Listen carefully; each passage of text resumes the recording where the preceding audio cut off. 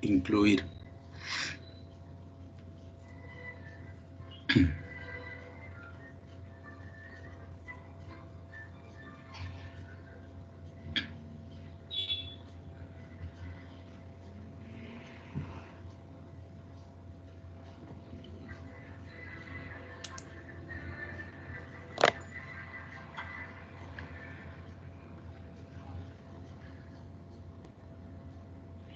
¿Cómo les ha ido?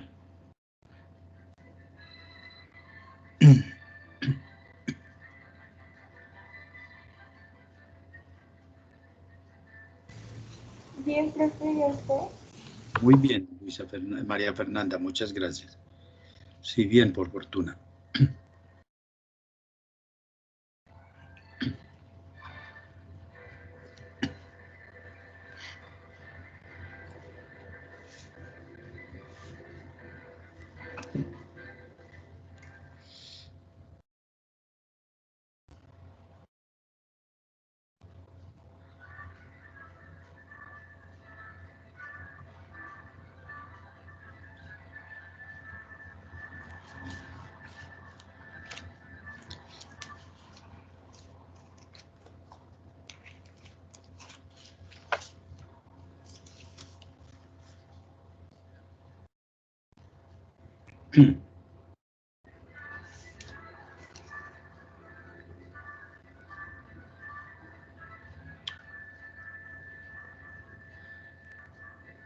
Felipe, César, buenas tardes. Juan Diego Salado. Buenas tardes, profe. ¿Cómo están? Hola, profe, buenas tardes. ¿Es este nivel? Bueno.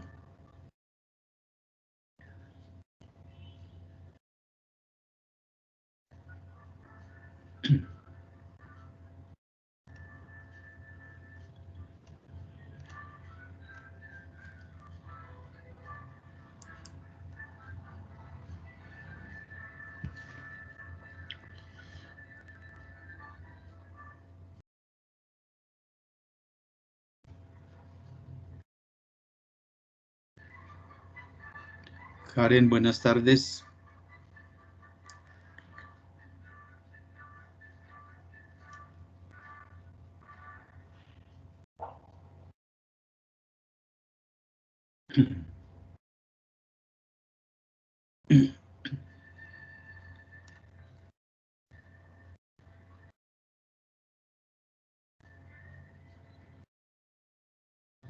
Bien, bueno. Vamos a retomar un poco lo que vimos la sesión anterior, que está grabada. En este momento creo que la sesión se está grabando. Y estamos analizando el pensamiento de Carlos Marx respecto de la economía. Entonces creo que debemos resaltar las contradicciones que él señaló que había entre las fuerzas de producción y las relaciones de producción. Esas fuerzas de producción, ¿a qué hacen referencia? ¿Quién nos puede participar o compartir?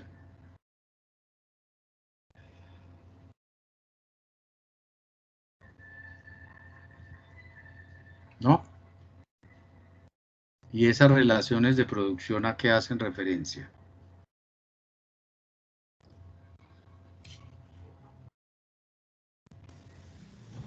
Pues las fuerzas de producción, lo que genera es la producción, la tecnología que se utiliza para producir los bienes materiales.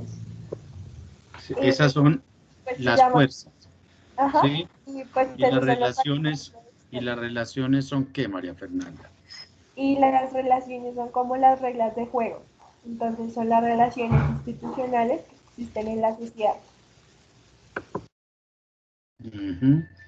Bueno, ¿qué otra cosa más podemos señalar de eso?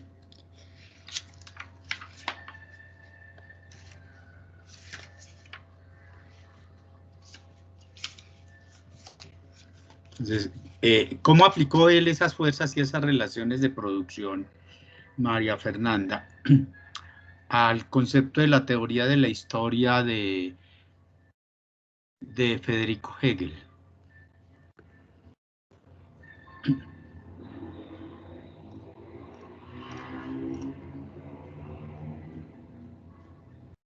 María Fernanda Bermúdez.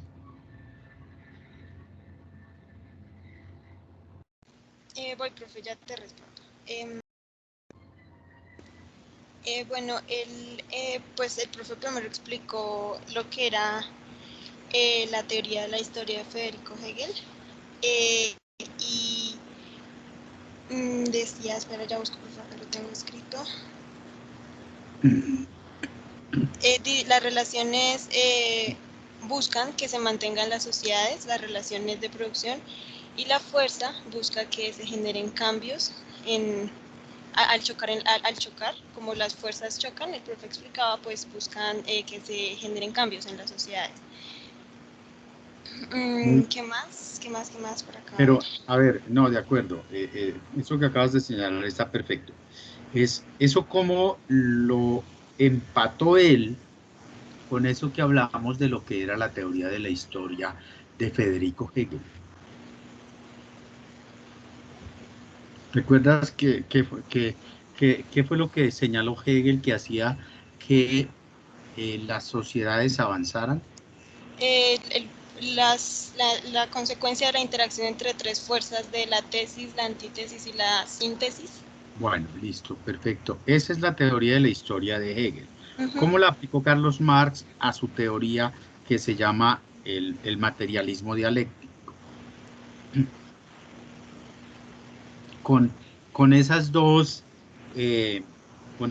formas como él dividió la sociedad, las fuerzas y las relaciones de producción.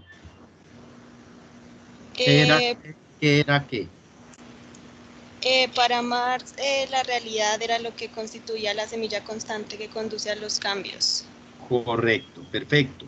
Pero voy a que eso que tú mencionas de la tesis, la antítesis y la síntesis, Uh-huh. ¿cómo digamos, lo enganchó él con esas fuerzas y con esas relaciones de producción?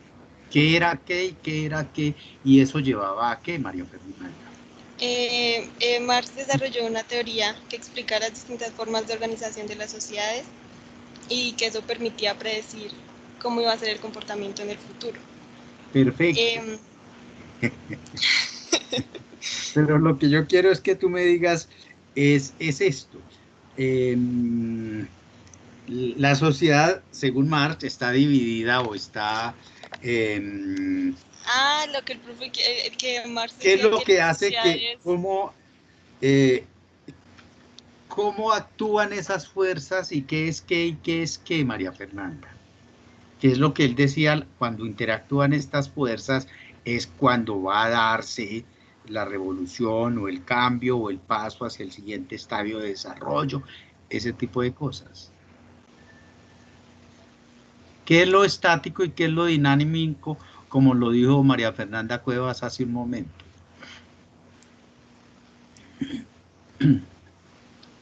Profe, ¿puedo responder yo? Qué pena.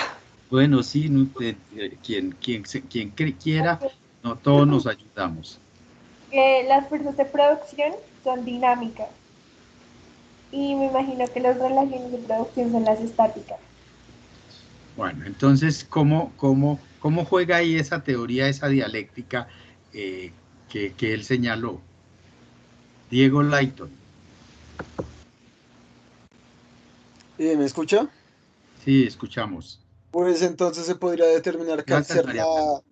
la tesis lo real, que serían esas relaciones de producción y ese dinamismo, la antítesis que él plantea sería que ese hecho de la desigualdad, de que esas relaciones de producción, al ser desiguales, van a fomentar una síntesis que va a ser ese cambio social que él plantea con el socialismo o ese estadio nuevo al que él plantea. Bueno, muy bien. Digamos que esa es la relación que más o menos, y esa es la forma como él explica esa teoría de la historia y la tiene en cuenta con su teoría de lo real, de lo que ocurre en la economía, que es lo material, el materialismo, la realidad. Muy bien. Entonces, también señalamos volvemos a que la riqueza la genera el trabajo, y hablamos de trabajo concreto y de trabajo abstracto, trabajo simple y trabajo complejo. ¿Sí? Y también señalamos una parte de qué es lo que genera el cambio, y más adelante vamos a hablar del dinero. Entonces, cómo surge el dinero, e igualmente habíamos señalado que pues aquí es donde viene la mayor crítica, que la producción es no para el consumo, no por el valor de uso, sino por el valor de cambio, que es la producción capitalista. Entonces vamos a hacer un análisis de lo que, así grosso modo, pues, lo que analizó Carlos Marx de el sistema capitalista. Entonces, obviamente, él utiliza elementos del sistema capitalista. Entonces, el primero, acordémonos de lo que se conoce como la teoría del valor-trabajo, que vimos con Smith y con Ricardo. Entonces, esa teoría del valor-trabajo no es otra cosa, vamos a retomarla nuevamente en el sentido de que es el costo del trabajo lo que explica los precios de los bienes, es decir, el precio de un bien depende del tiempo de trabajo invertido en su producción. Algo que hemos mencionado cuando hablamos de Ricardo, un concepto que se llama dicotomía clásica, que se resume simplemente en que el dinero es neutral. No sé si recordemos cómo se explica eso, que el dinero es neutral, es simplemente que como la producción depende de los factores, este es un tema que ustedes retomarán cuando vean macroeconomía, sobre todo en el largo plazo, y cuando analicen en el largo plazo un fenómeno que se llamará la inflación y el desempleo. Entonces, esta teoría, repitiendo lo que ya hemos dicho de que el dinero es neutral, es que el aumento del dinero no va a aumentar la producción, sino que va a aumentar los precios. Este es el concepto básico que se los recomiendo. Si yo me pongo a explicarles esto, no le dejo trabajo al profesor de macroeconomía en su momento. Pero, profe, entonces, ¿sí? Pero yo le tengo una pregunta. Si el dinero se mantiene Usted no me constante, vuelva a poner la cámara, por favor. es que en este momento no tengo. Vamos a reconocer. ¿Cuál es la pregunta, Diego Andrés? Entonces, si el dinero no puede aumentar su masas, no puede aumentar su número, pero la población sí aumenta, entonces se terminarán encareciendo las cosas, ¿no? Bueno, listo, Diego. Se supone, y de alguna manera, cuando por allá atrás en una sesión, creo que fue cuando vimos el mercantilismo o en la fisiocracia, hablamos de una cosa que se llamó la ecuación cuantitativa del dinero, y ahí hicimos unos supuestos. Entonces, el hecho de que no quiere decir que el aumento del dinero,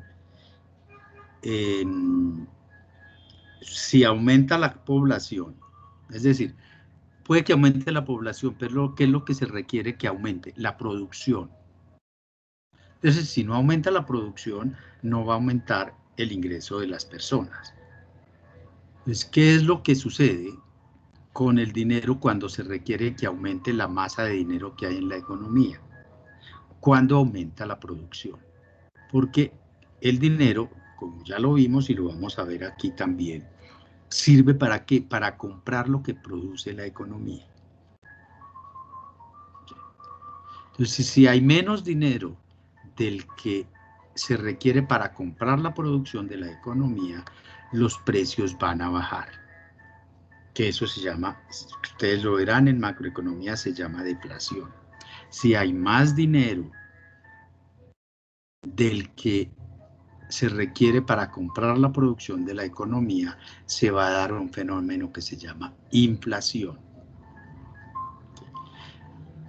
Entonces, para comprender mejor esto, Diego, digamos que la producción de una economía, por lo pronto pensemos eso solamente.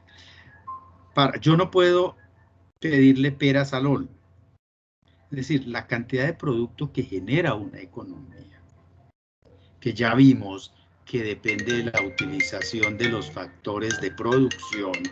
Denme un segundo, por favor.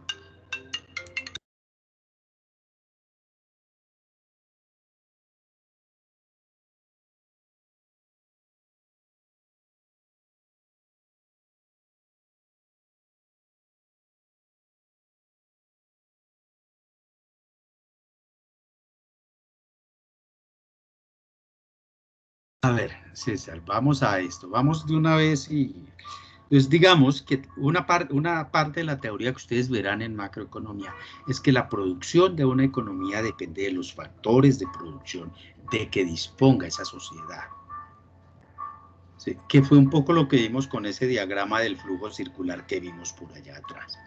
Entonces, si se quiere que aumente la producción, se requiere cambiar los factores de producción, es decir, que estos aumenten. Y ya sabemos cuáles son los factores de producción. La tierra, el capital y el trabajo, listo. Eso se tiene que modificar y eso lo verán, lo comenzarán a ver el semestre entrante y cuando vean macroeconomía.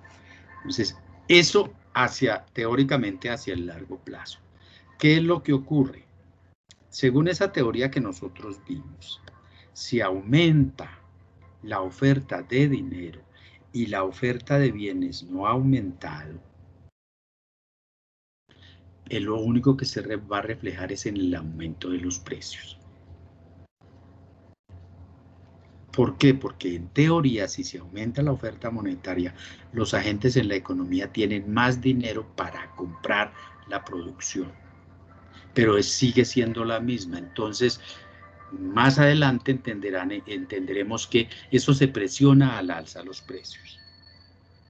¿Y qué es lo que dice Ricardo y que dicen todos los economistas clásicos? En el largo plazo, si se aumenta mucho la oferta monetaria, la producción no va a aumentar. ¿Por qué? Porque la producción depende de los factores de producción. Entonces, ¿qué es lo que van a aumentar? Los precios. Eso es un tema que ustedes verán y que explica el comportamiento hacia el largo plazo. En el corto plazo, la situación es diferente, porque en el corto plazo el aumento de la oferta monetaria que genera inflación por unos mecanismos que se verán en su momento, que todavía no estamos en capacidad de comprender. La producción sí aumenta, pero en el corto plazo. Entonces, este es un referente para cuando ustedes vean macroeconomía y el profesor o el texto que ustedes lean busca una cosa que se dice dicotomía clásica y se refleja en eso que se llama la neutralidad del dinero. Este es un tema de macroeconomía. Entonces, él también partió de ese principio de que el dinero es neutral. Ya nosotros tenemos en la mente el concepto de los rendimientos decrecientes, que los vimos o que hablamos de ellos cuando hablamos de Ricardo y explicamos cómo las rentas de la tierra se van hacia los terratenientes. Y ahí determinamos el principio de rendimientos decrecientes. Entonces, él también acepta que en la agricultura hay rendimientos decrecientes. Ojo, estamos en un momento histórico dado. Ya cuando vimos a Malthus y que después, y cuando vimos de eso, no se tuvieron en cuenta unos factores. Entonces, y que los rendimientos en las industrias eran constantes. Ese es un concepto de los rendimientos crecientes, constantes, que ustedes van a ver cuando vean microeconomía. ¿Qué quiere decir esto? ¿Qué quiere decir en economía el concepto de rendimientos que se llama rendimientos de escala. Estos rendimientos de escala, digamos muy rápidamente, dicen que si los factores de producción se modifican, también tiene que modificarse la producción.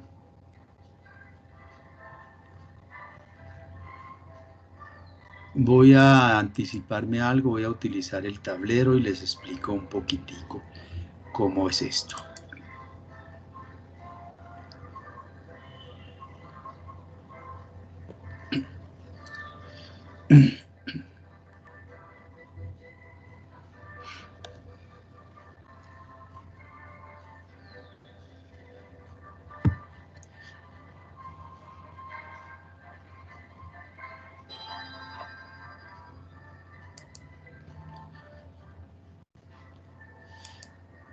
Entonces, lo que yo les voy a escribir es algo aquí que ustedes van a ver de ahora en adelante con frecuencia.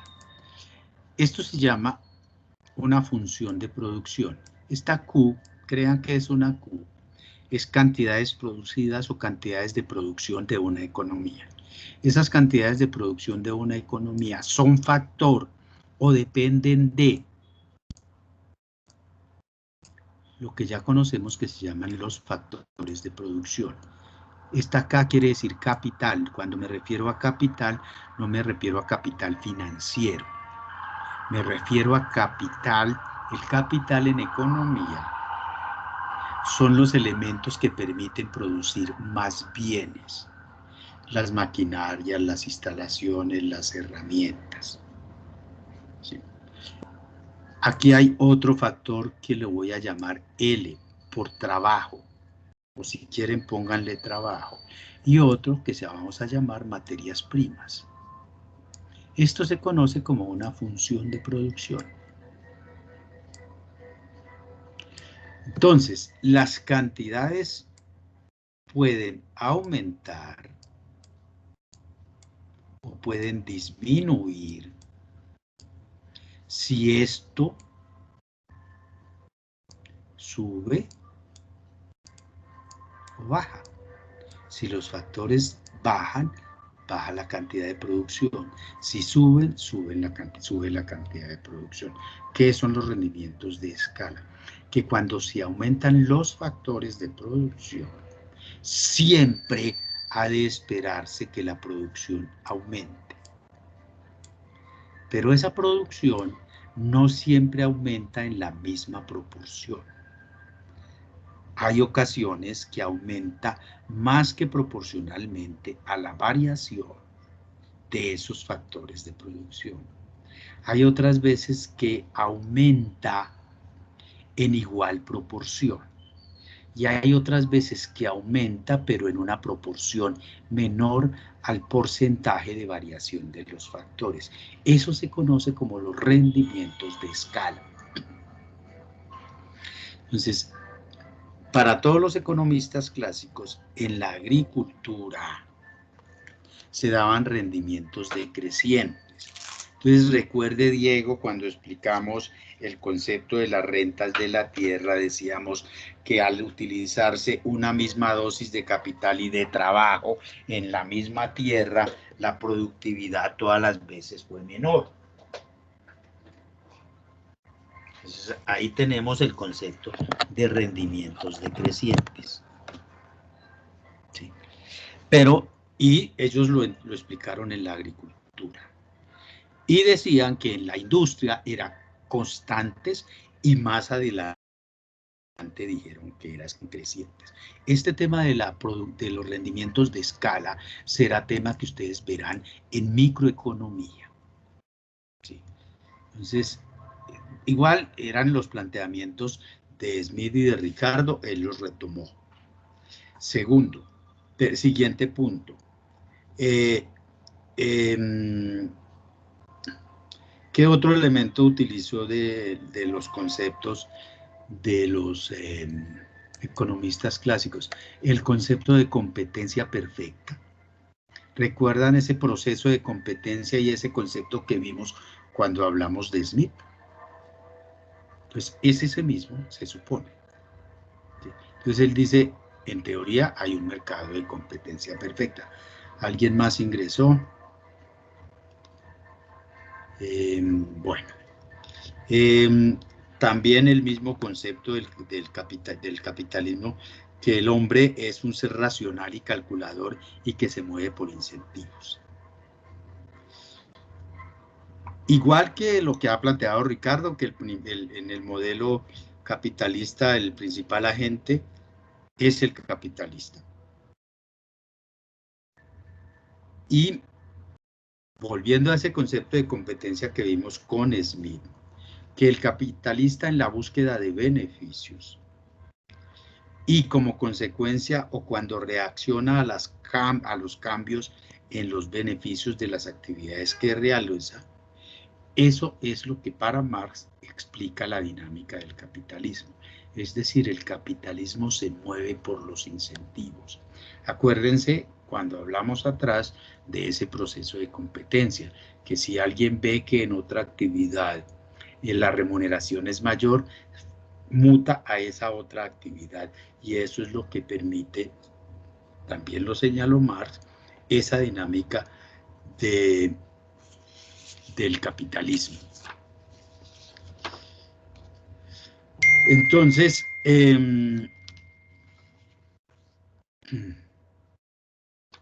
esos capitalistas racionales y buscadores de beneficio, en la medida en que al buscar su propio provecho, ratificando lo que decía Smith en La riqueza de las naciones, van a lograr promover el concepto del bienestar social. Es decir, al haber competencia por los bienes,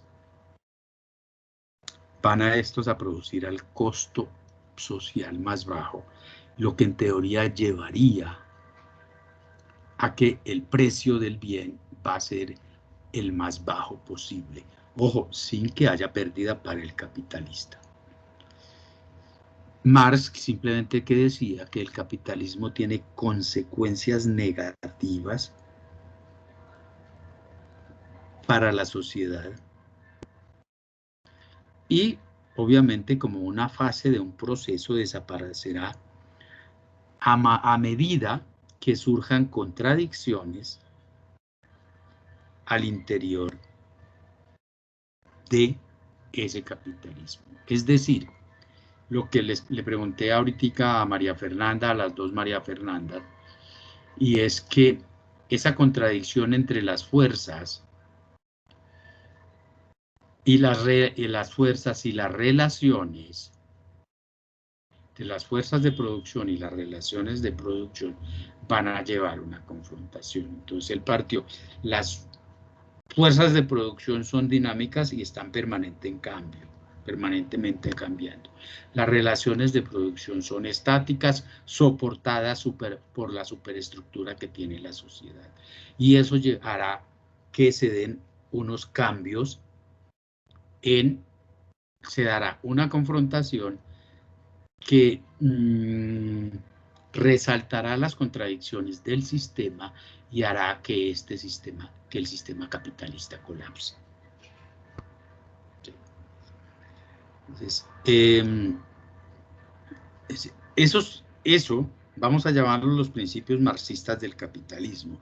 Es decir, esas contradicciones que según Carlos Marx conducirán a que el capitalismo colapse y de paso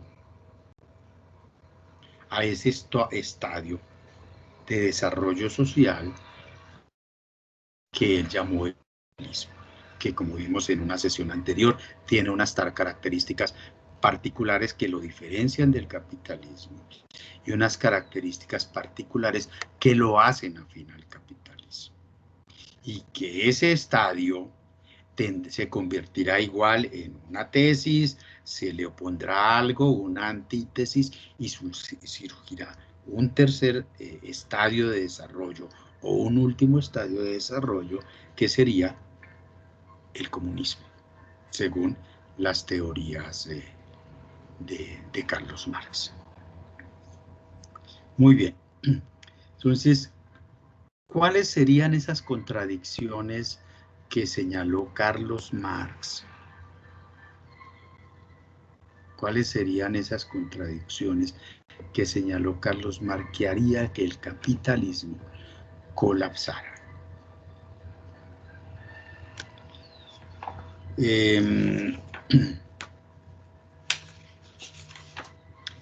Pero antes de esas contradicciones yo les debo una cosa, y es la siguiente.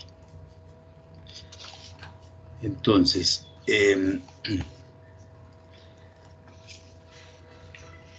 ¿y cuáles son? ¿Qué es eso que yo les debo a ustedes? Algo que omití involuntariamente. Es el concepto de dinero. Digamos que de alguna manera la teoría del dinero que señaló Carlos Marx es básicamente la teoría del dinero que existe hoy.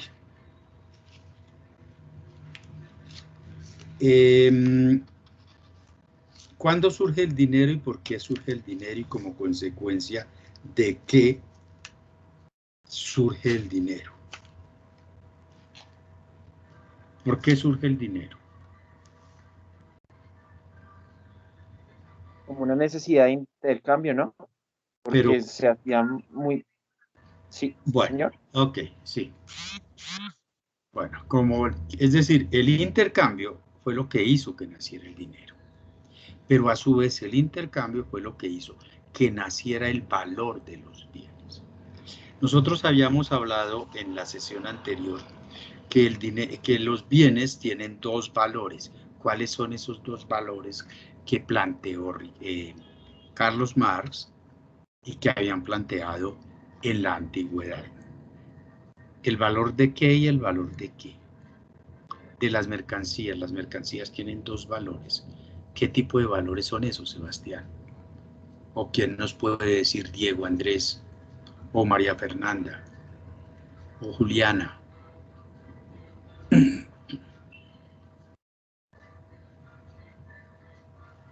A ver, que lo hemos visto que también lo haya señalado Aristóteles, que el uno engendra al otro. Impresión natural y uno acondicionado para así determinarlo. No, señor, Diana Maricha, ¿quieres Ah, intervenir? ya.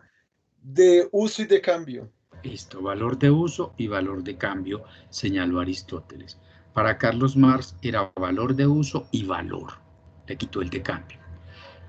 Es decir, entonces él decía el valor de las mercancías, el valor, es decir, el valor de cambio, nace como consecuencia del intercambio. Antes de que existiera el intercambio, los bienes no tenían valor de cambio, sino valor de uso. Yo producía un bien para satisfacer mi necesidad. ¿Cuándo adquirió ese bien valor de cambio? Cuando yo lo puedo intercambiar porque para alguien representaba un valor de uso.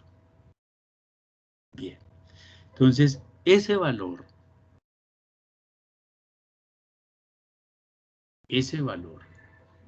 o valor de cambio que decía Aristóteles surgió como consecuencia del intercambio, como dice Sebastián. ¿Y cómo surge el dinero? Entonces él en el Capital, él en el Capital señala de alguna manera el origen del dinero, cómo surge el dinero, y hace una descripción desde cuándo aparece el dinero como medio de circulación y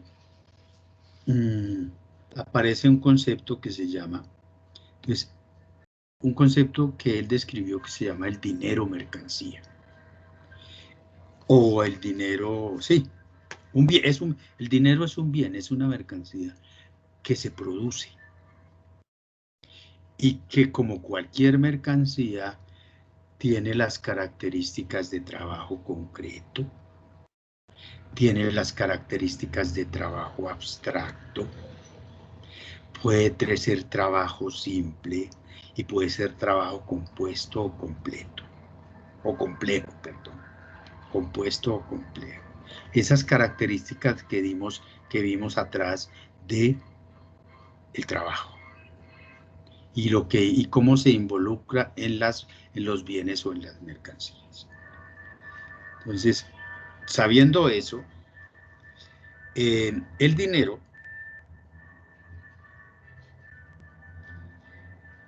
es una mercancía.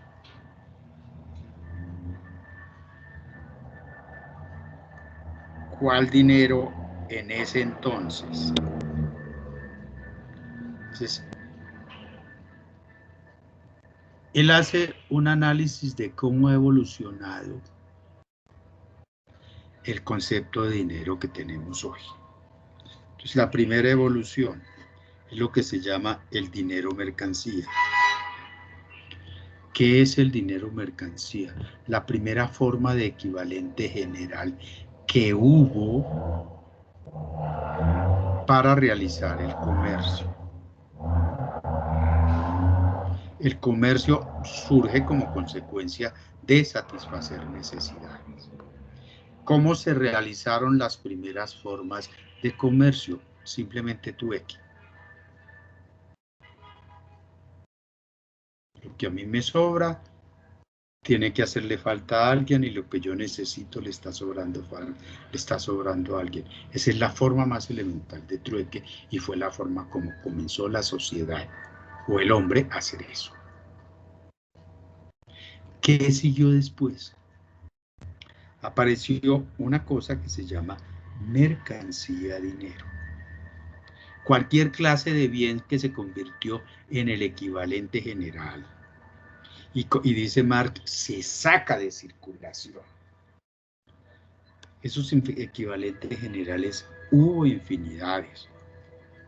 La sal. Aquí en nuestros aborígenes utilizaban, creo que la sal, utilizaban las hojas de tabaco. Hay muchas formas.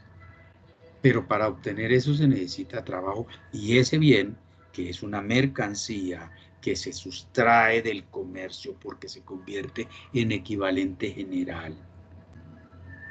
Entonces, hay muchos, y verán ustedes muchos ejemplos.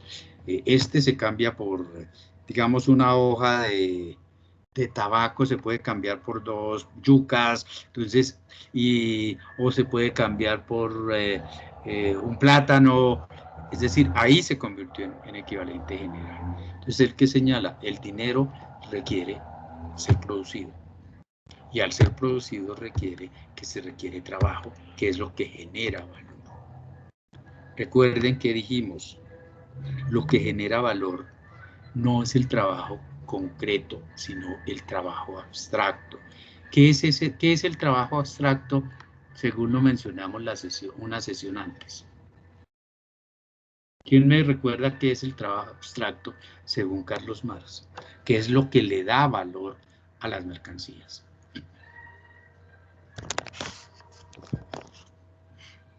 ¿No es la plusvalía, profe? No,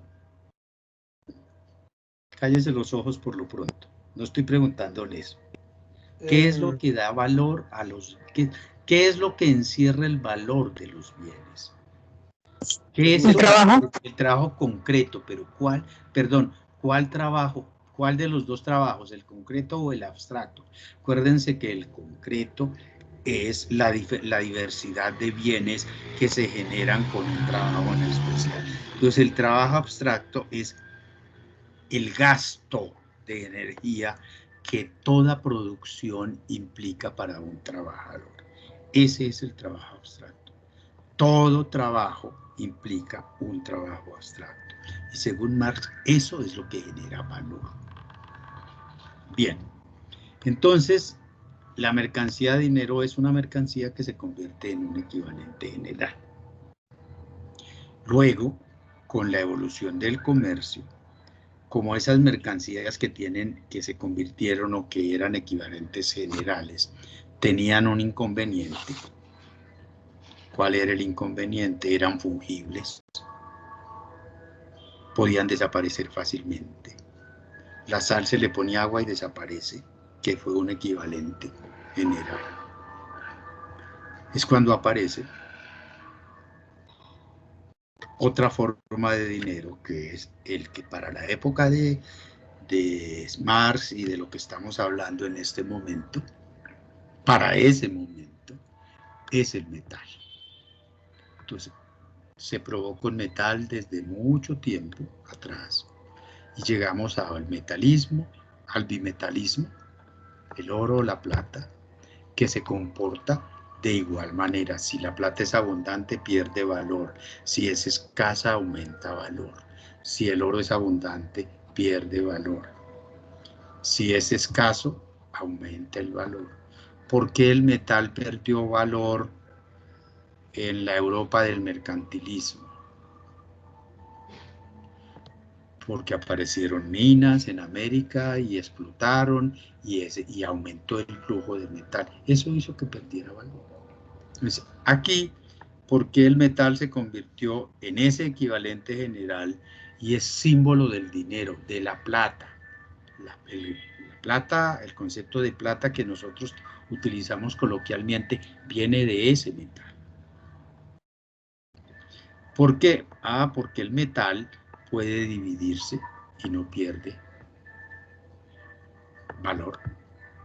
Puede fraccionarse, puede guardarse. Si se guarda, permanece su valor en el tiempo.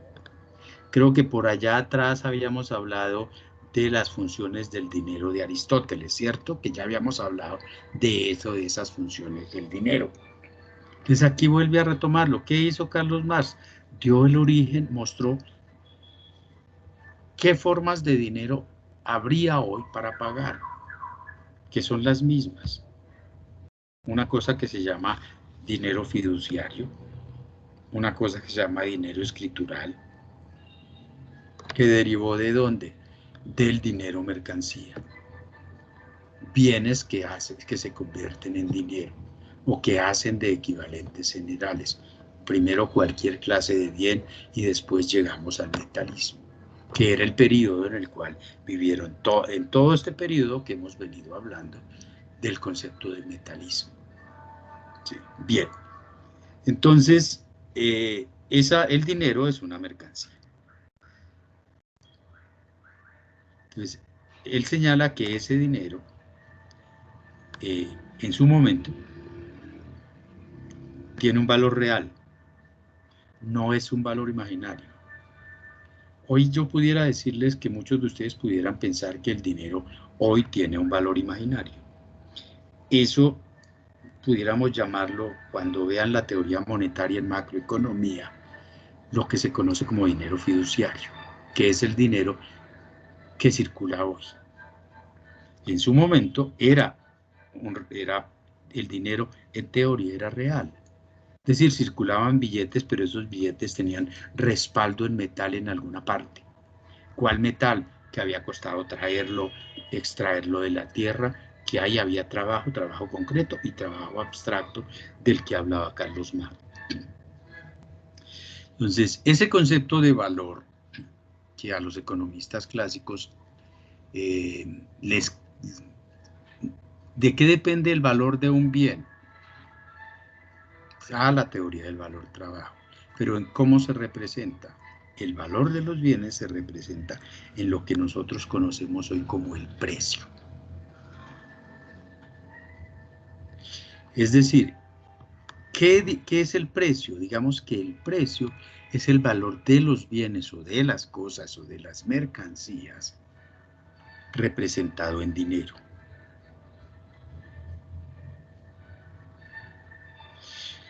Y hay algo que es absolutamente, pues, que lo planteó Marx y que también lo habían planteado los otros economistas, y es que el precio de un bien no necesariamente representa el valor de ese bien.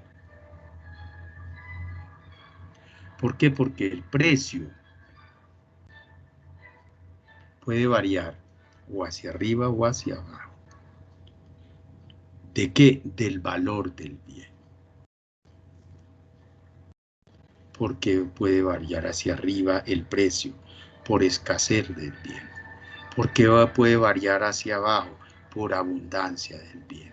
Aquí todavía no hemos hablado de eso, pero lo hemos hablado muchas veces del concepto de la oferta y de la demanda. Que cuando hablemos del marginalismo y del neoclasicismo, vamos a comprenderlo muchísimo mejor. Entonces, el dinero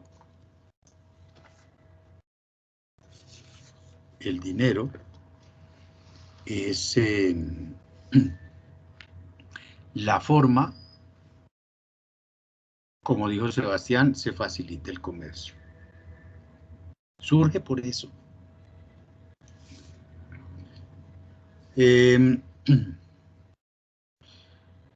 Entonces, función del dinero, medio de circulación. ¿Quién nos había hablado de que el dinero era un medio de circulación? Aristóteles.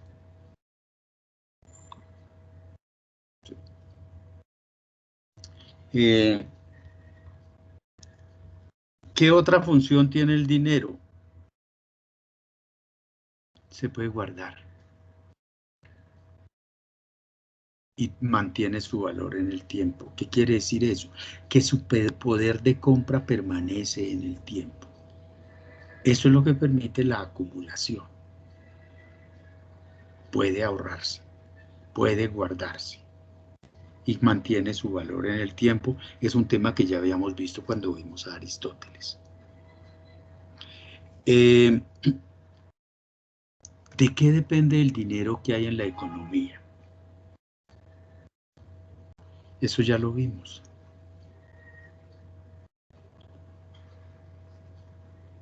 ¿Cuándo lo vimos? Cuando hablamos del mercantilismo o cuando hablamos de la fisiocracia. El dinero que hay en una economía depende del supuesto, o no del supuesto, de la realidad, de que el dinero es lo que sirve para comprar o adquirir la producción que genera una economía. Entonces, el dinero que hay en una economía sirve para comprar lo que produce la economía. Son los mismos conceptos de la teoría monetarista que vimos. Entonces, es un medio de pago, ese es un instrumento de atesoramiento, es una medida de valor.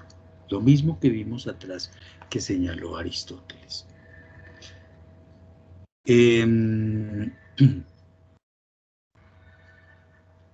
Aquí vamos a hablar de un concepto nuevo que él lo manejó, que se llama el papel moneda, que atrás lo habíamos medio mencionado. Que surge el papel moneda como consecuencia de la evolución del comercio. La moneda acuñada, ese metal acuñado, circulaba, pero por seguridad se guardaba y aparecieron instrumentos o documentos que evidenciaban la existencia de eso. Se llama papel moneda. Que digamos de alguna manera pudiera ser la representación de la acumulación del metal y representaría la riqueza de una nación según los mercantilistas. Entonces, en esa época, el dinero que había en la economía era ese papel moneda que en teoría estaba representado en metal. Pero con la evolución del comercio, no digo que esa falacia, sino que esa realidad en ese momento dio paso a otra. Y en algún momento yo les señalé que es cuando surge el sistema financiero. Y desaparece la denominación de papel moneda. El concepto de papel moneda hace referencia al dinero que está representado en papel, pero respaldado en metal. Ninguna sociedad tiene eso. El dinero que funciona hoy en todas las economías, la socialista que yo conozco y la capitalista y las capitalistas que yo conozco, depende de la producción de esa economía. No Profe, pero depende. la libra esterlina, Señor, la libra, ¿cómo? la libra inglesa, que se La supone que es libra inglesa es una denominación de un metal como lo hubo la libra francesa, como los florines holandeses, como los marcos alemanes, como el peso colombiano, son denominaciones que se le dan en su momento a las monedas de cada país, como el dólar de Estados Unidos, como el dólar de Canadá, como el dólar australiano. Simplemente fue una denominación que mientras el imperio inglés dominó el mundo, pues la moneda que domina es su moneda. Y todos miran como referente a eso. Entonces, en nuestra geopolítica, nosotros giramos alrededor de la economía de Estados Unidos. No digo norteamericana porque Norteamérica son 3 países. La economía de los Estados Unidos, el patrón monetario de Estados Unidos es el dólar. Y nuestra divisa sobre la cual miramos se llama dólar. Si nosotros estuviéramos en un área de dependencia de China, nuestra divisa y todas nos giraríamos respecto del yuan. Entonces hoy el mundo, las cifras de todas las economías del mundo se reflejan en dólares, porque digamos que es de alguna manera, entre comillas, la moneda universal. Puede que en 50 años a ustedes les alcance a tocar porque ustedes son muy jóvenes y la generación de ustedes será una generación que vivirá entre 95 y 100 años en promedio. Entonces verán que el mundo con sus cuentas lo harán en yuanes, ¿visto? Como en su momento en el siglo antepasado fue en libras esterlinas. Es una moneda común y corriente. ¿Sí? Como se llama nuestro peso o lo que fuera. No sé si le absorbí su inquietud.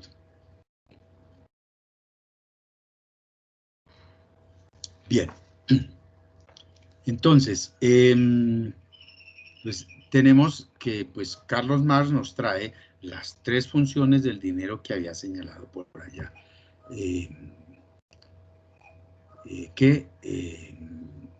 Aristóteles. Y también plantea lo mismo cuando habla de que mucho exceso de dinero puede llevar a inflación. Pues no es otra cosa que la teoría monetarista que les he dado unos esbozos y ustedes verán en macroeconomía, espero.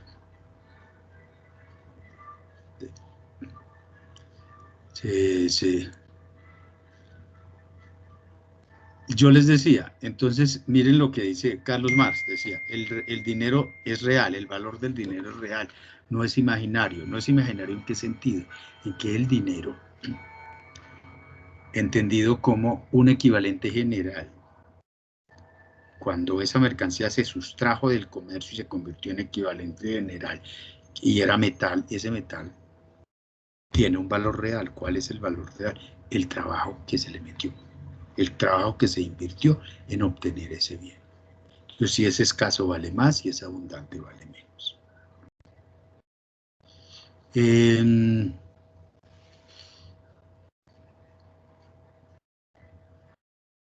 Él habla, pero pues ustedes lo verán, el crédito no es dinero, pero él habla como si el crédito fuera dinero. En el sentido en que él considera que el crédito es dinero en la medida en que puede comprar bienes. Pero la teoría monetaria habla de que el crédito no es dinero, es crédito, que facilita el comercio, pero no es dinero. Yo no me les quiero adelantar a su teoría monetaria que verán en macroeconomía. Y contrastándolo con este concepto de que es valor real, digamos que hoy el dinero, ustedes ven 100 pesos o 1000 pesos en un billete o 2000 o 5000, confían en eso se llama dinero fiduciario. Y toda la masa monetaria que hay en la economía se supone que es para comprar lo que produce la economía. Entonces ahí hay una diferencia, el papel moneda y el dinero fiduciario, que es el que todos tenemos entre el bolsillo. Yo creo que un billete de 50 me permite comprar bienes por 50. Uno de 5 me permite comprar bienes por 5. Mientras el papel moneda, yo tenía esto dice 50 gramos oro. Yo podía, pues, estaba representado en metal. Y teóricamente eso se llamaba convertibilidad. Ya no existe, desapareció a finales del siglo antepasado en el mundo, a comienzos del siglo pasado en Colombia, hacia 1930, es que no existe convertibilidad. Es decir, ya nadie puede ir a una banca central a decirle, este dice que vale 100 pesos oro, deme el peso en metal. Eso ya no existe. ¿Por qué? Porque desbordó el metal, el oro que existe en el mundo, pues de pronto se convertiría en oro comercial. Entonces ya eso no existe, digamos, es una entelequia que ya nadie le pone cuidado a eso. A nadie le importa si el papel que lleva está respaldado en que simplemente le sirve para realizar el comercio. Bien, entonces digamos que esos son un poco los conceptos del dinero que planteó Carlos Marx.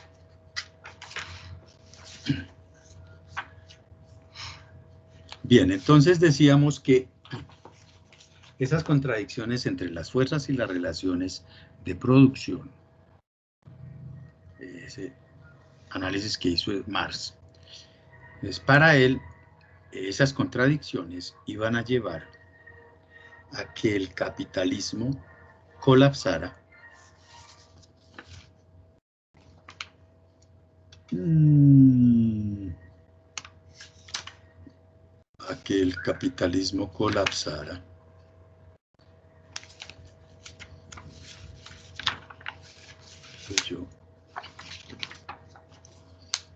como consecuencia de esas contradicciones.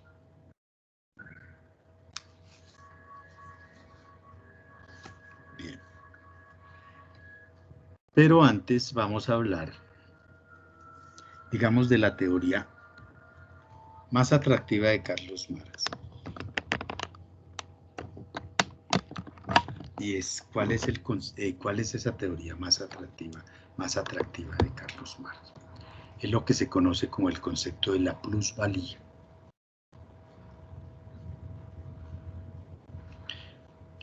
Ese concepto de la plusvalía, digamos que es la ganancia, no sé, para él indebida, que surge en la producción.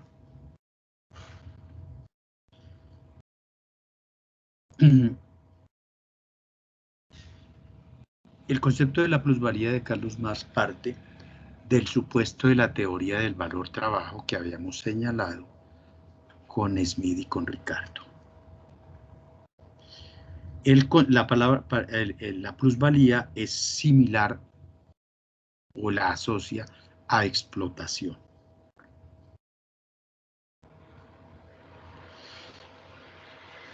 Él señala que la producción está dividida en dos cosas, en dos partes. Primero, lo que él llamó el costo de la producción. El costo de la producción,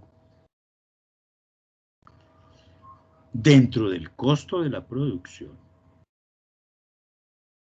está el precio del trabajo.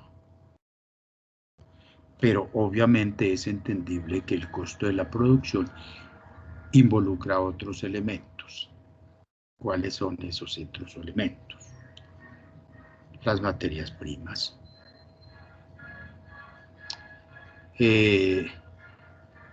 Los costos en los que se incurre para generar la producción. Verbigracia hoy para que lo entendamos fácilmente. El costo de la energía.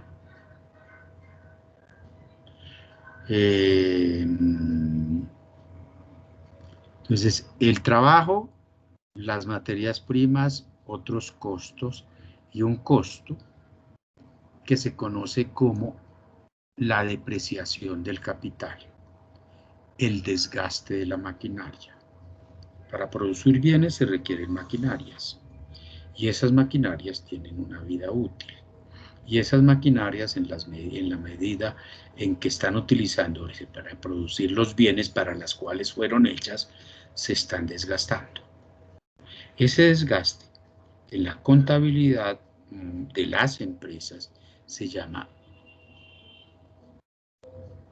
depreciación, el desgaste se muestra contablemente en algo que se llama depreciación o costo de depreciación. Entonces, para yo hacer zapatos, tengo que pagarle a los trabajadores, tengo que pagar las materias primas, todas. Pero esa máquina que se está utilizando para hacer trabajos, cuando hace los zapatos, se está desgastando. Eso tiene un costo. Ese es un costo de producción. Entonces, esos costos de producción y el tiempo de trabajo. Entonces, él decía, por un lado es el costo de producción y por otro lado, el excedente de valor o plusvalía, que es la diferencia entre el precio del bien y el costo de producirlo.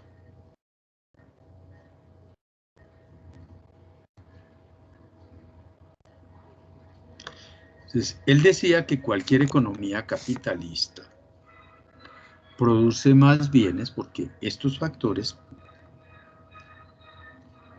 combinados van a generar la producción de bienes. Produce más bienes de los necesarios para pagar los costos sociales reales de la producción. Es decir, en otras palabras, que si se restara de la producción total anual los costos en que realmente se incurrió en esa producción, queda un saldo que él llamó la plusvalía. Sí, ojo, aquí cuando hablo del concepto de costo me refiero a los costos de la producción, es decir, los costos del capital, los costos del trabajo. Entonces, esa diferencia, digamos que ya la habíamos visto así algo parecido con los fisiócratas, que sería el producto neto. Esa diferencia ya la habíamos visto con Ricardo y con Smith, que es el beneficio. Cuando vimos cómo se distribuía la producción, dijimos que había una parte que era el beneficio y explicamos para Smith qué justificaba el beneficio.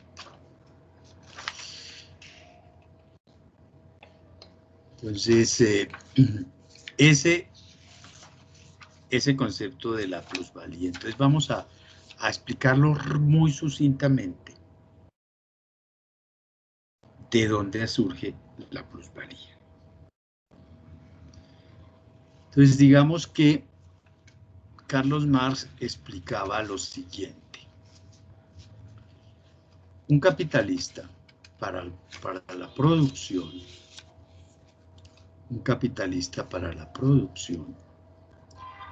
utiliza factores de producción.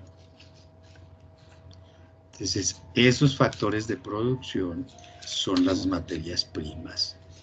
Esos factores de producción son las materias primas, son el pago del trabajo.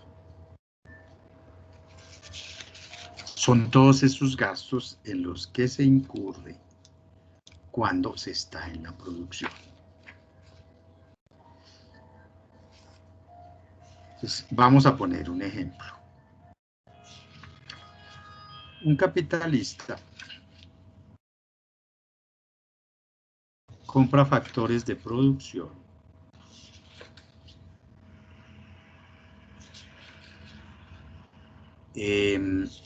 para producir zapatos. Digamos que él compra materias primas por 50.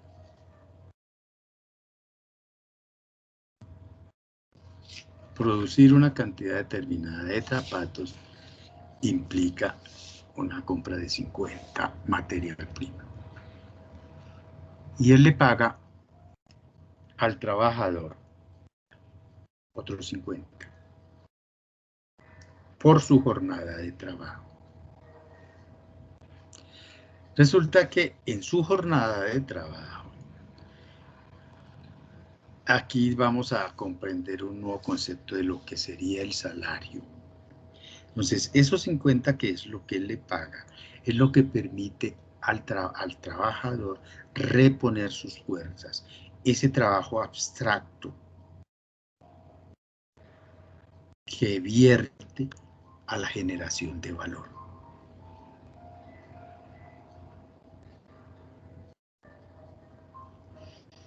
Entonces, ese capitalista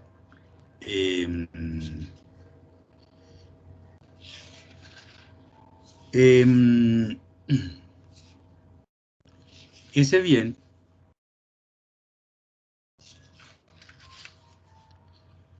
lo vende en el mercado con su ganancia normal, porque dentro de esos costos está, dentro de los costos está el costo del capital. Cuando me refiero al costo del capital, incluye parte de lo que él se va a ganar.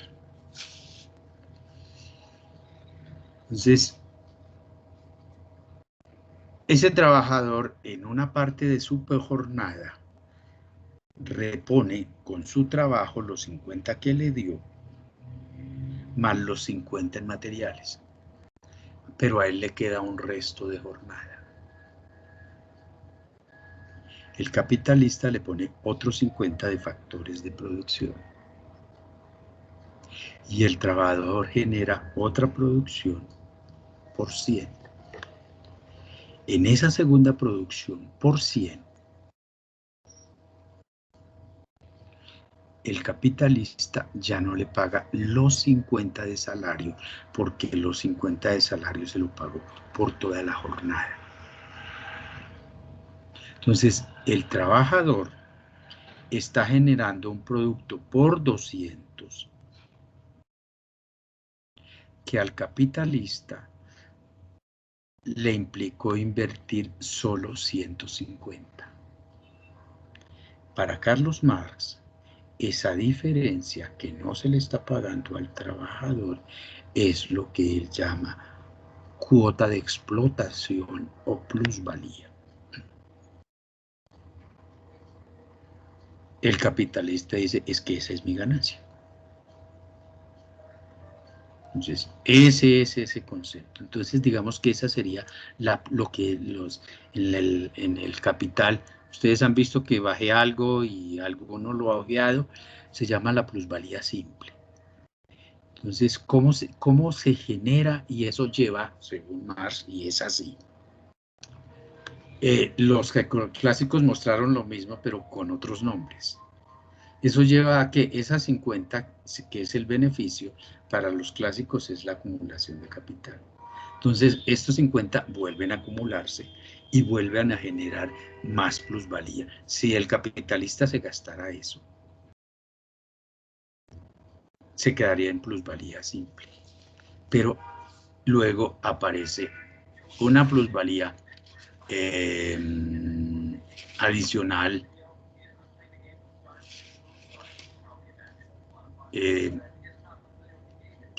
que se incrementa en la medida en que se está incrementando.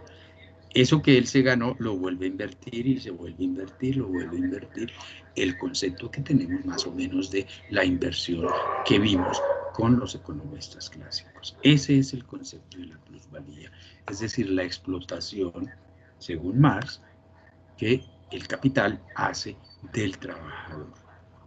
Es decir, asume que el trabajador en su jornada de trabajo, en una parte de esta, ha repuesto lo que recibió por reponer su fuerza de producción, su fuerza de trabajo, el desgaste de su energía. Ese es básicamente el concepto de la plusvalía que para Carlos Marx no se genera sino en el proceso de producción. En ningún otro proceso se genera plusvalía.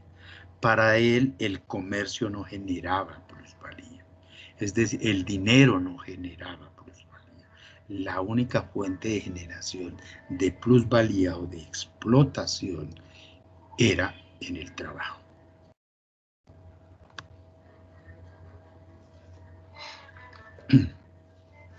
En ese capítulo primero que les subí, si quieren aclaramos esto más adelante, pero pues me gustaría que lo leyeran y miráramos eso. Pero en forma muy sucinta, ese es el concepto, esa es la forma, perdón, como Carlos Marx explicó su concepto de plusvalía. Yo le salgo con eso, pues igual yo... las sociedades tienen unos salarios y sobre eso se supone que ese es tienen en cuenta la productividad y ese tipo de cosas, pero Carlos Marx lo miró desde esa perspectiva. ¿Alguna inquietud?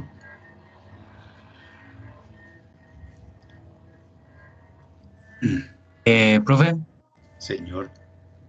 pues yo no tenía, pues, no tanto con lo que está sino algo de la clase pasada. Carlos, no le escucho bien, está cortado. ¿Señor? Ya ahora sí, le escuché, señor, bien claro las dos veces. Pero cuando iba a hablar, yo no sé qué me decías, Carlos. Bueno, pues, como de lo que estaba que pues usted decía, hablaba de tres clases, pues los terratenientes, los capitalistas y pues como tal los comerciantes y los que trabajaban la tierra y pues que los capitalistas los únicos que podían acumular dinero. Entonces en el futuro como tal los capitalistas como que absorben a los terratenientes, o sea, como que se vuelven también Sí, Carlos, terratenientes. cuando... Listo, de acuerdo. Ahí tenemos problemas de del micrófono. Pues atrás habíamos dicho, para Carlos Marx, la sociedad solamente tiene dos y subsumió los terratenientes y lo que habíamos visto de capitalistas de los economistas clásicos en una sola clase social. Entonces, para Carlos Marx no hay sino dos agentes en la economía, en su economía. Es decir, los capitalistas y los proletarios, que eran los trabajadores. Ojo, tenemos que pensar, ver esto. El análisis que hace Carlos Marx del capitalismo lo hace sobre la masa trabajadores industriales, los cinturones de miseria de Inglaterra. Él marginalmente habla del campesinado. Y de hecho, el manifiesto comunista no habla de otras clases, habla de otras clases, pero lo centra en los trabajadores, que son los proletarios. Si ustedes tienen la curiosidad de explorar el manifiesto comunista, él habla, ya después otros pensadores, ya se habla entonces pero cuando él habla de los proletarios del mundo unidos, es de los trabajadores de la industria. Entonces, pero sí, para el marxismo solamente hay dos clases, los explotadores y los explotados. Entonces, esos explotados, entonces digamos que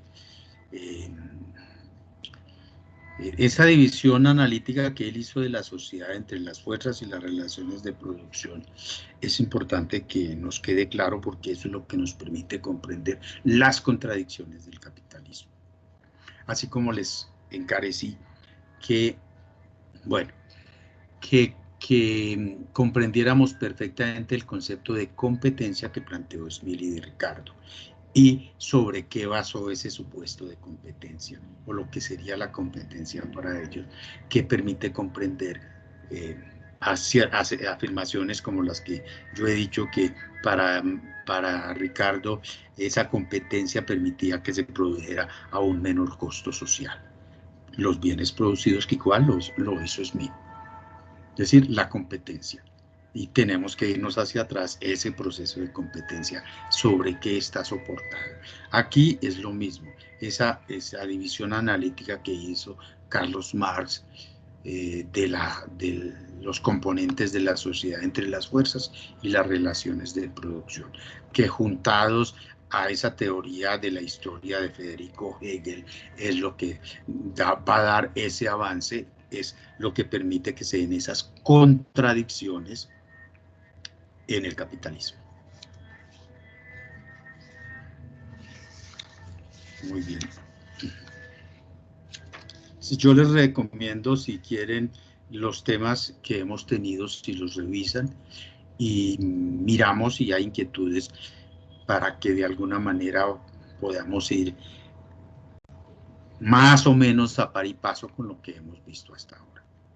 Entonces, les pido que miremos eso. Afortunadamente, espero que eso no se haya borrado, eso está grabado, y pues igual de alguna manera hay material en el curso que nos permite, y si hay inquietudes, pues me cuentan en algún momento cosas puntuales, no con escopeta regadera, sino cosas puntuales, que es lo que permite que se avance cuando hay metas definidas, hay metas que hay un objetivo, tiene que tenerse metas que se cumplan.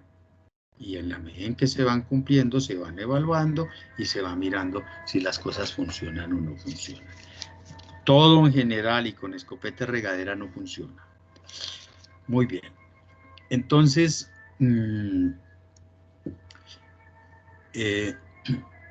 para Carlos Marx, ¿por qué iba a colapsar el capitalismo y le iba a dar paso al socialismo? Entonces, ¿cómo se iban a evidenciar esas contradicciones entre las fuerzas de producción y las relaciones de producción? Entonces, la primera forma que él planteó, donde se darían esas contradicciones, o qué lo generaría, que surgiera eso, lo que dio en llamar el ejército de reserva de los desempleados.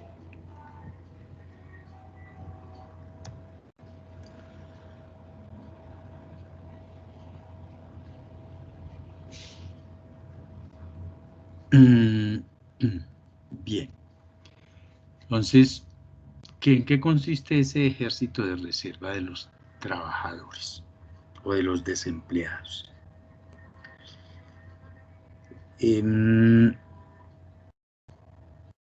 Si nos vamos hacia atrás de la teoría clásica, es decir, la teoría malthusiana de la población, se decía, y la teoría clásica, pues primero Marx rechazó la teoría malthusiana de la población. Esa teoría malthusiana de la población era que la población todas las veces iba a ser más pobre como consecuencia de, ya vamos a ver. Entonces, ¿cuál era la teoría clásica? Sostenía que la acumulación de capital, es decir, cuando el capitalista acumula e invierte, esa inversión para producir más aún me genera una demanda de trabajo. Ese aumento de la demanda por trabajo se genera una subida de los precios, una subida del salario de los trabajadores. ¿Sí? Al haber mayor demanda se paga más, es decir, ahí aparece un concepto de salario real del trabajo. Si los salarios continúan subiendo, como lo vimos cuando explicamos por qué Smith señalaba que disminuían los beneficios, entonces ese aumento del salario real haría que disminuyeran los beneficios de los capitalistas.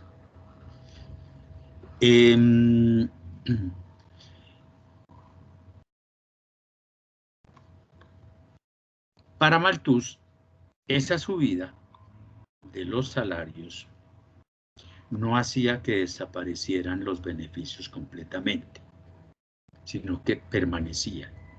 que es la teoría malthusiana de la población.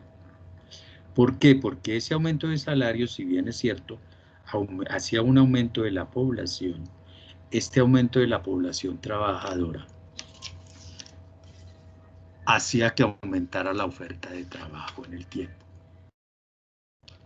Y que ese aumento de la oferta de trabajo en el tiempo restituiría las tasas de beneficios, es decir, a los trabajadores se le pagaría lo que ellos llamaron sus salarios de subsistencia.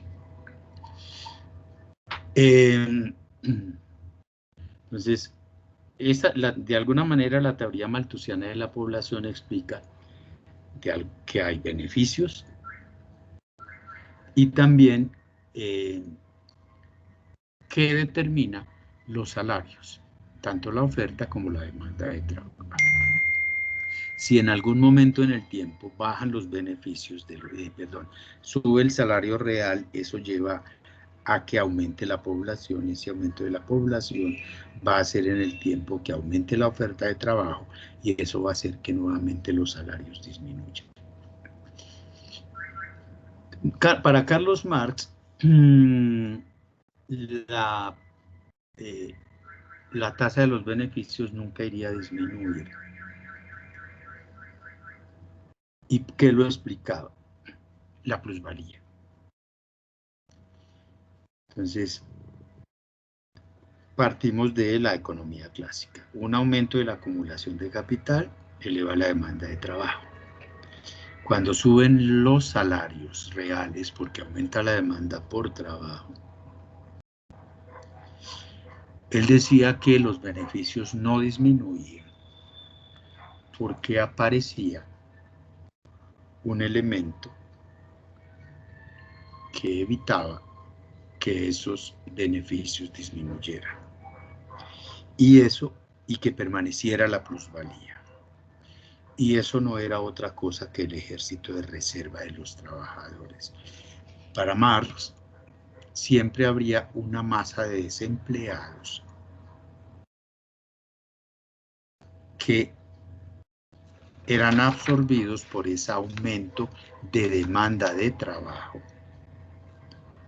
que implicaba la acumulación de capital.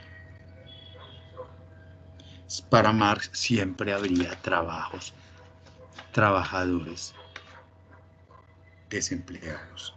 Esa masa que haría que los beneficios siempre permanecieran y que no disminuyeran, como lo planteaban Smith y como lo planteó la teoría de los salarios de Malthus.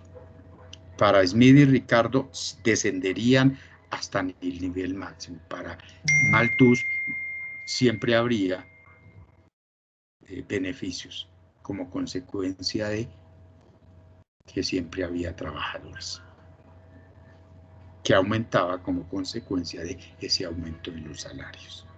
Entonces, de alguna manera, esta última se asemeja un poquito a la teoría de Marx. Ese exceso de oferta de trabajo que reduce los salarios y que permite que haya plusvalía y aumenten los beneficios, ¿de dónde provenía, según Carlos Marx? Primero, ese ejército provenía de la industrialización y la mecanización. Las máquinas reemplazaban a los hombres en el proceso productivo. Ese es uno. Segundo, en la búsqueda de beneficios, los capitalistas, en el entendido de que la máquina le disminuía beneficios, los lleva a introducir nuevas máquinas, aumentando la intensidad de capital en la producción en detrimento de del trabajo. Y esos trabajadores que quedaban desplazados no eran absorbidos por otras áreas de la economía. Iban a ser parte de ese ejército de reserva. Como consecuencia del crecimiento poblacional iban a ingresar nuevos trabajadores al mercado de trabajo, es decir, los jóvenes, los niños que no podían ir a estudiar, las amas de casa que tendrían que abandonar o la mujer que tendría que salir a buscar trabajo para conseguir la subsistencia. Eso alimentaba el ejército de reserva de los trabajadores para Carlos Marx. Y ese ejército de reserva mantiene bajos los salarios en el mercado de trabajo. No obstante, igual que de alguna manera lo había esbozado Malthus, el tamaño del ejército de reserva, los beneficios y los salarios, el ejército de reserva, los beneficios de los capitalistas y los salarios de los trabajadores variaban en lo que él llamó los ciclos económicos. Pues ya nosotros más o menos tenemos idea de qué es un ciclo económico. Entonces él decía que en periodos de expansión, que hoy conoceríamos como de crecimiento, y de acumulación de capital, los salarios crecen. Es decir, suben los salarios. Y si suben los salarios, el ejército de reserva disminuye. Entonces, al subir los salarios, para contrarrestar esa subida de salarios, ese ejército de reserva es contratado y va a disminuir. Entonces, volviendo al sistema clásico, esa subida de los salarios reduciría los beneficios. ¿Cuál sería la respuesta del capitalista? Sustituir trabajo por máquinas. Y permanece, pues, al sustituir trabajo por máquinas bajo el supuesto de que la máquina es más productiva, quiere decir tiene menos costos que el trabajo, entonces el ejército de reserva vuelve a alimentarse y vuelve a mantenerse en un estado. Entonces bajan otra vez los salarios y los beneficios se restablecen a favor del capitalista. Entonces, ahí teóricamente actúan fuerzas de mercado. Bien. Un segundo que haría una contradicción entre las fuerzas y las relaciones de producción. Lo que él llamó el descenso de los beneficios del capital. Este enfoque lo habíamos visto con Smith. Ese mismo enfoque lo adoptaron Ricardo y Stuart Mill, los otros economistas clásicos. Entonces él señalaba, aquí hay otra contradicción entre las fuerzas y las relaciones de producción que llevarán a la destrucción del capitalismo, el descenso de los beneficios. Entonces, recordemos que Smith señalaba que los beneficios y los demás otros, pero nosotros nos centramos en el planteamiento inicialmente de Smith, pero lo señaló Stuart Mill y lo señaló Ricardo. Los beneficios de los capitalistas disminuirían por la competencia en tres sectores. ¿Cuáles eran esos tres sectores? ¿Cuáles eran esos tres sectores? O tres mercados.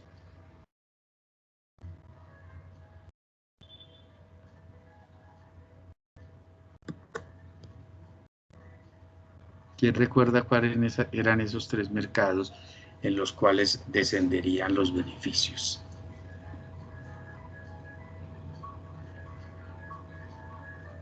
Diego, Sebastián, Laura, Juliana.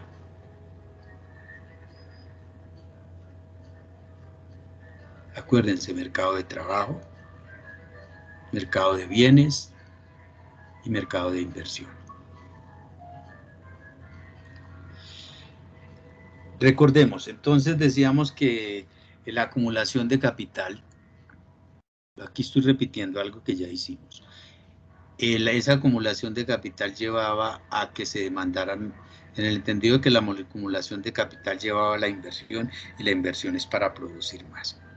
Entonces, dada una masa cualquiera de trabajadores, Para producir más se requieren más trabajadores. Para atraer esos trabajadores hay que aumentar el salario. Ese aumento de salarios, en el entendido de que todo lo demás permanece constante, es decir, los costos y el precio en el mercado, los costos no, perdón, el precio en el mercado, eso hace que suban los costos, y si el precio en el mercado permanece, los beneficios van a disminuir. Lo mismo ocurría en el mercado de bienes, el aumento de la oferta de bienes hacía que disminuyeran los precios. Si los costos permanecen, esa disminución en los precios frente a unos costos que han permanecido hace que disminuyeran los beneficios. Entonces, ese es el planteamiento clásico. ¿Sí?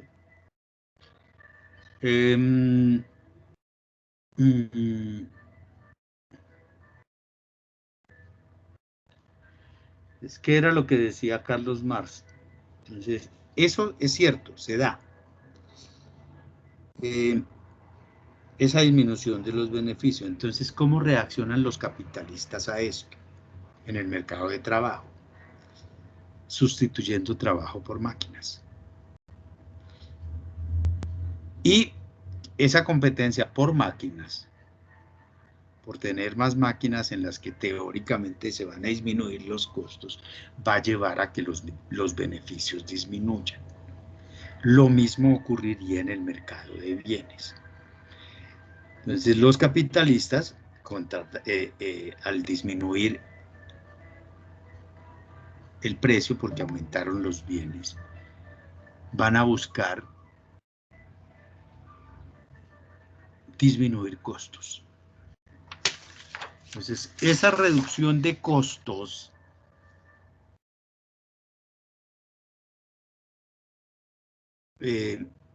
va a ser, porque como los precios para permanecer en el mercado, como aumentó la oferta, los precios bajaron, esa reducción de costos, lo que él busca es que ellos continúen vendiendo precios más bajos. Y eso los lleva a que desarrollen otros métodos de producción que les permita reducir costos. Entonces, esa producción más eficiente, en teoría, y ahí hay una especie de contradicción, implica que hay aumento de capital, lo que para él también implicaba descenso de los beneficios. Entonces, ¿por qué les digo que aquí hay una contradicción? Porque en Carlos Marx, las razones por las que explica que la competencia, que ya sabemos que son muchos productores pequeños, va a desaparecer con el tiempo, es una cosa que se llama economías de escala. Las economías de escala son la otra cara de los rendimientos de escala que señalé hace un rato. Es decir, las empresas, en la medida en que puedan producir a un menor costo, cuando aumenta la producción, que eso se llama economía de escala, van a ir sacando otras empresas. Entonces, los avances tecnológicos, acuérdense que cuando comenzamos a hablar de Marx dijimos que lo que dinamizaba el capitalismo era los avances tecnológicos, y esos avances tecnológicos que tienen más costos y que ahí disminuirían los beneficios, es lo que hace que lleguemos a mercados que son oligopolísticos y monopolísticos, que no lo señaló ningún otro economista clásico. Marx señaló y fue claro en que los monopolios surgen por costos, es decir, las empresas buscando menores costos sacan a otros del mercado y se van convirtiendo en monopolios. Entonces, él aquí habla de una contradicción del capitalismo que haría que colapsara, y seguramente tendríamos que entender, o tendería su teoría a que eso lleva a que supuestamente el capitalismo desaparezca cuando haya otro tema que vamos a ver aquí, que se llama la concentración y centralización del capital. Entonces, ese era el segundo elemento que para Carlos Marx haría que el capitalismo colapsara.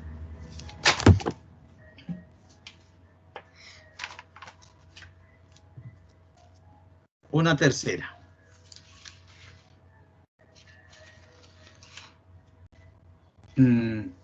Lo que hoy conocemos como fluctuaciones económicas o crisis recurrentes del capitalismo.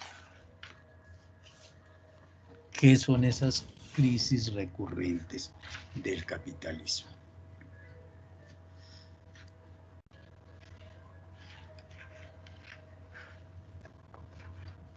Entonces, esas diferencias entre las fuerzas y las relaciones de producción, Marx señalaba, y ya se veía porque que es lo mismo que nosotros vemos que ocurre de tiempo en tiempo en el sistema capitalista. Es decir, las recesiones que se dan de tiempo en tiempo, que si no se controlan a tiempo, con los mecanismos de que dispone, se lleva a las depresiones económicas. El sistema clásico parte de un principio que atrás señalamos que se llama la ley de Say, que sostiene más o menos como lo explicamos en su momento, salvo por pequeñas excepciones o fluctuaciones en la producción, la economía tiende a mantenerse en lo que se conoce como el nivel de pleno empleo. Esa máxima de la ley de Say se conoce con aquel principio que seguramente ustedes han oído mencionar o oirán mencionar, es que toda oferta crea su propia demanda. Y ese concepto que toda oferta crea su propia demanda, de que toda oferta crea su propia demanda, de pronto la vemos esbozada en que la hemos planteado nuevamente en una sesión anterior, en ese flujo circular de la economía, donde explicábamos que para producir se requieren factores de producción, que esos factores de producción son de unos agentes que no son los productores, que estos pagan por utilizar los factores de producción que permite generar la producción de la economía, que estos factores que permiten generar la producción de la economía tienen el ingreso que les permite comprar la producción de la economía. Entonces dijimos que lo que se recibe es lo que se gasta. Entonces, por eso la oferta crea su propia demanda. Entonces, Marx decía, sí y no. Entonces, el que señalaba, en una economía sencilla de trueque, la producción es para consumo. ¿Qué ocurre? A ver, Javi Dayana. Buen viaje, Dayana, gracias. La producción es para uso, para consumo, es decir, para su valor de uso o lo que se puede intercambiar por otros. Entonces, de alguna manera, el producto es igual al consumo, es decir, la producción y el consumo están sincronizados. Yo consumo bienes para mí y satisfago mi necesidad. Producción y consumo. Yo consumo bienes para mí, lo que me sobra lo intercambio con César que lo necesita y recibo de él lo que a él le sobra a cambio de lo que a él le hace falta por lo que a mí me sobra, que es el trueque. Y es decir, esa producción es igual al consumo de ambos. Entonces él decía que en ese sistema anterior la producción y el consumo estaban perfectamente sincronizadas. Entonces cuando se introdujo el dinero y la economía cambió de orientación en el sentido que la producción de la economía estaba vertida a la creación de valores de cambio, obviamente valores de uso, pero es decir, que la mercancía se produciera para venta, no para consumo. Entonces, en esa economía monetaria, él señalaba que cuando se producen mercancías para el intercambio y se intercambia por dinero, entonces va a haber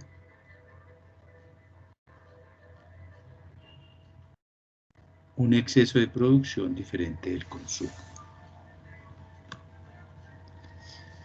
Entonces, ese cambio genera que muchas veces la actividad económica lleva a que los valores de uso sean diferentes a los valores de cambio. ¿Por qué? Porque el capitalista quiere producir para obtener beneficios. ¿Qué es lo que hace el capitalista? Compra factores de producción para producir mercancía que a su vez vende por dinero.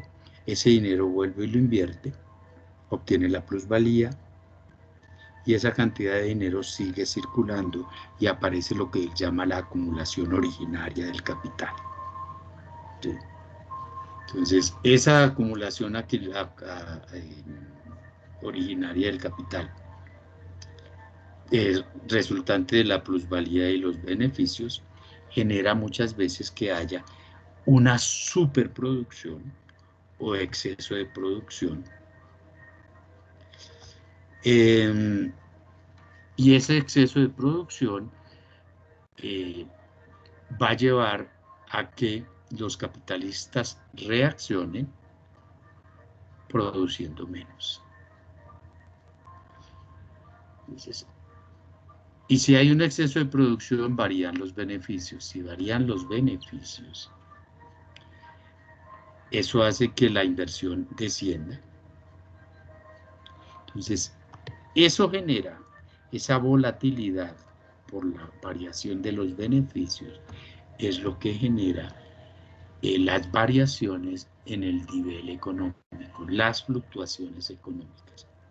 Y esas fluctuaciones económicas que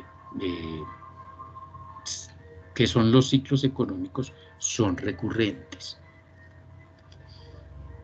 Se pueden generar por cambios tecnológicos. Entonces, un cambio tecnológico genera una fluctuación. Entonces, eso puede llevar a que haya acumulación de capital.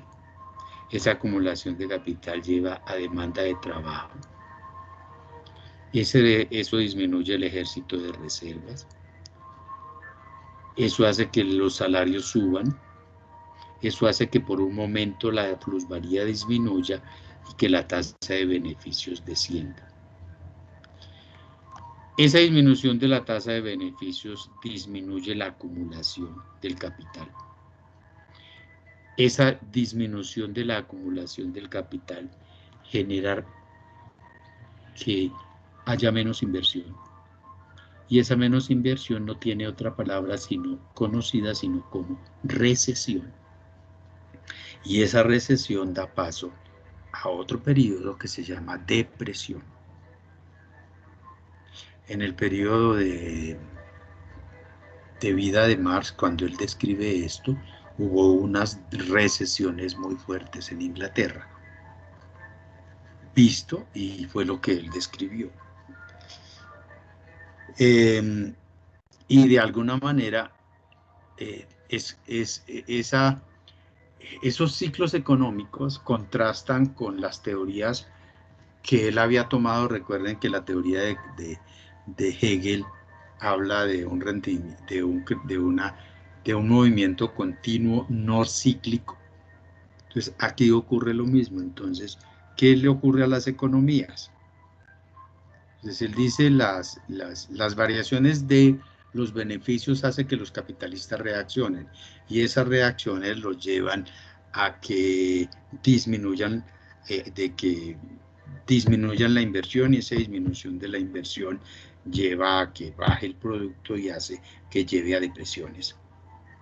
Entonces, ¿qué es lo que vemos? Entonces, ¿qué ocurre después de una recesión? Que cuando ustedes analicen eso en macroeconomía, simplemente la economía vuelve a subir, aumenta la recesión trae elementos que estimulan la expansión, es decir, aumento de la producción. ¿Qué elementos hacen que se estimule después de una recesión o una depresión? ¿Qué ocurrirá? Bajan, como no hay trabajo, el precio del trabajo baja. Esa disminución del precio del trabajo hace que en algún momento la economía vuelva a retomar a un costo más bajo, más trabajo y va aumentando. Y ahí aparece el otro ciclo, que es el ciclo el ciclo de recuperación, que esa es la característica de los ciclos económicos. Entonces, cuando en los periodos recesivos y depresivos el ejército de trabajadores aumenta, eso hace que bajen los salarios. Esa baja de salarios hace que bajen los costos. Al bajar los costos, los productores se estimulan a producir más y ahí viene la otra parte del ciclo. Entonces, estos mayores, entonces ahí van a aumentar los beneficios si bajan los salarios. Eso aumenta la acumulación que vuelve a reactivar la economía. Entonces, comienza un ciclo ascendente de ese proceso económico. Seguimos en la próxima sesión. Nos abandonaron 4 en la sesión que no, éramos 15, ahí estábamos 12, que fueron 3 estudiantes. Rodríguez, ¿quién más se fue? Bueno, no importa. Entonces, ¿alguna inquietud sobre el material que está? Si tienen inquietudes y si tienen sobre esto que está grabado,